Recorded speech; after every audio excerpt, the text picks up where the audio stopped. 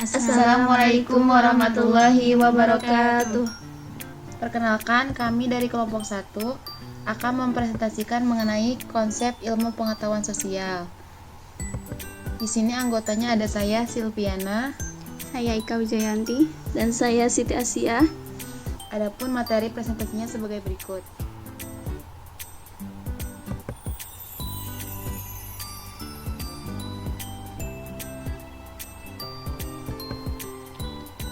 Materi yang akan kita bahas adalah yang pertama, pengertian IPS menurut NCSS. Yang kedua, pengertian IPS dalam konteks Indonesia. Yang ketiga, karakteristik IPS. Yang keempat, tujuan dan fungsi IPS. Yang kelima, ruang lingkup mata pelajaran IPS. Dan yang terakhir adalah pembelajaran IPS di tingkat SD. Berikut adalah materinya.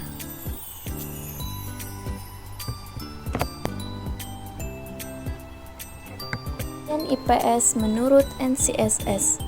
NCSS merupakan kepanjangan dari National Council for the Social Studies. Tempat para pakar pendidikan Indonesia mengambil ilmu dan kemudian diterapkan pada kurikulum nasional sejak tahun 1975. Ilmu pengetahuan sosial didefinisikan sebagai the integrated study of social sciences and humanities to promote civic competence, atau kajian integratif ilmu-ilmu sosial dan humaniora untuk mengembangkan kemampuan kewarganegaraan. Apa itu humaniora? Humaniora atau ilmu budaya adalah ilmu yang mempelajari tentang cara membuat atau mengangkat manusia menjadi lebih manusiawi dan berbudaya. Pada hakikatnya, humaniora ialah ilmu yang berhubungan dengan nilai-nilai kemanusiaan yang mencakup studi agama, filsafat, seni, sejarah, dan ilmu-ilmu bahasa.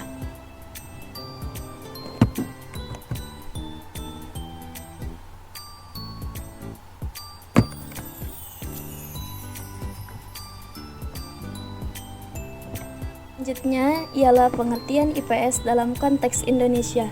IPS merupakan pengetahuan terapan yang dilaksanakan dalam kegiatan instruksional di sekolah-sekolah guna mencapai tujuan pendidikan di Indonesia.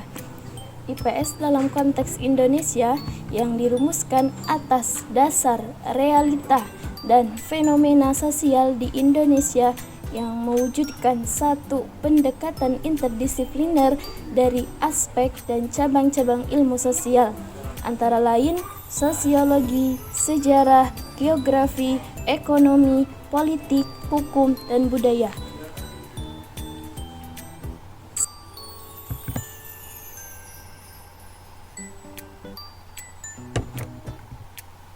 Karakteristik IPS. Karakteristik IPS dilihat dari 1. Materi IPS. Materi IPS digali dari aspek kehidupan sehari-hari di masyarakat. Menurut Mulyono Cokrodhikaryo, materi IPS antara lain 1. Lingkungan sekitar. Contohnya dari keluarga, sekolah, desa, kecamatan, sampai lingkungan yang luas dengan berbagai permasalahannya. Kedua, kegiatan manusia. Misalnya, mata pencaharian, pendidikan, keagamaan, produksi, komunitas, dan transportasi. Yang ketiga, lingkungan geografis. Yang keempat, kehidupan masa lampau. Misalnya, sejarah, tokoh-tokoh, dan kejadian-kejadian yang besar. Yang kelima, anak sebagai sumber materi.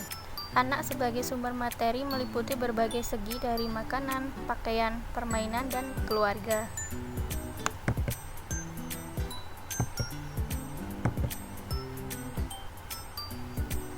Materi IPS diperoleh melalui pendekatan Expanding Community Approach, yakni mulai dari lingkungan masyarakat yang sangat sempit atau kontekstual menuju pada lingkungan masyarakat yang lebih luas. Contohnya dari desa menuju ke kota.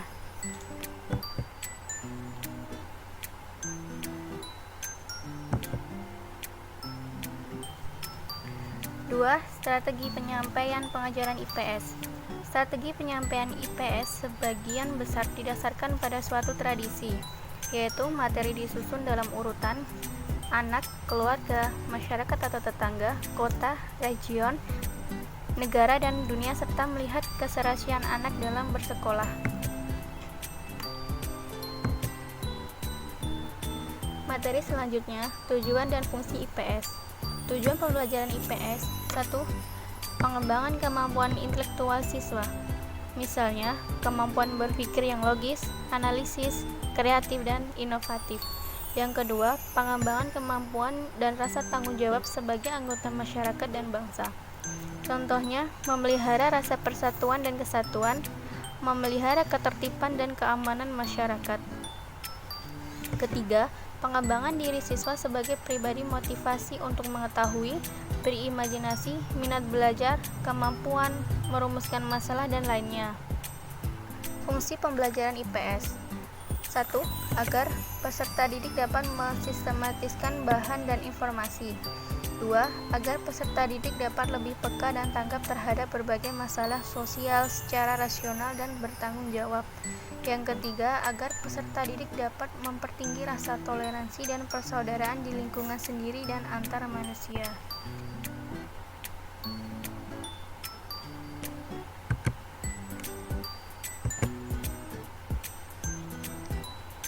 Materi selanjutnya yaitu ruang lingkup mata pelajaran IPS. Menurut Tasrif, ruang lingkup IPS dibagi menjadi beberapa aspek.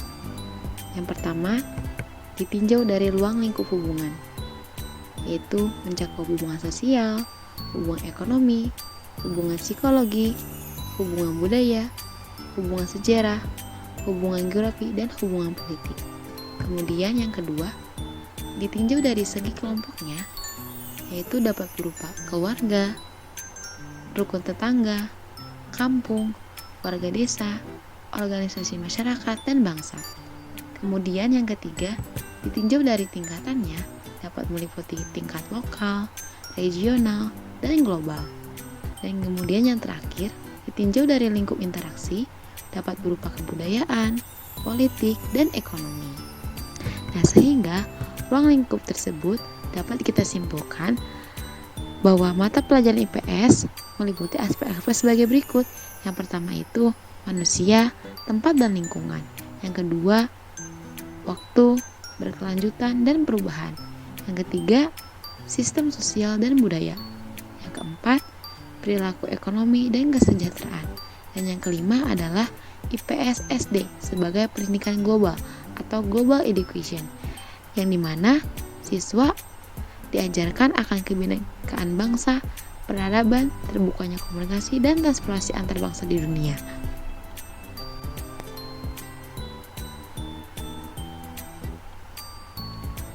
Materi selanjutnya adalah pembelajaran IPS di tingkat SD. Ilmu pengetahuan sosial IPS di tingkat SD mengkaji seperangkat peristiwa, fakta, konsep, dan generalisasi yang berkaitan dengan isu sosial, yang dimana dari rangkaian keseluruhan tersebut satu sama lain saling berkaitan dan tidak dapat dipisahkan dalam rangka membentuk suatu teori ilmu pengetahuan termasuk IPS. Mata pelajaran ilmu pengetahuan sosial IPS di tingkat SD di dalamnya memuat materi geografi, sejarah, sosiologi, dan ekonomi. Salah satu contoh pembelajarannya adalah mengkaji keanekaragaman budaya, peristiwa alam, aktivitas ekonomi di dalam masyarakat, peranan uang di dalam ekonomi, aktivitas Indonesia di era globalisasi, dan lain sebagainya. Pembelajaran IPS di sekolah dasar pada dasarnya dimaksudkan untuk pengembangan pengetahuan, sikap nilai, moral, dan keterampilan siswa.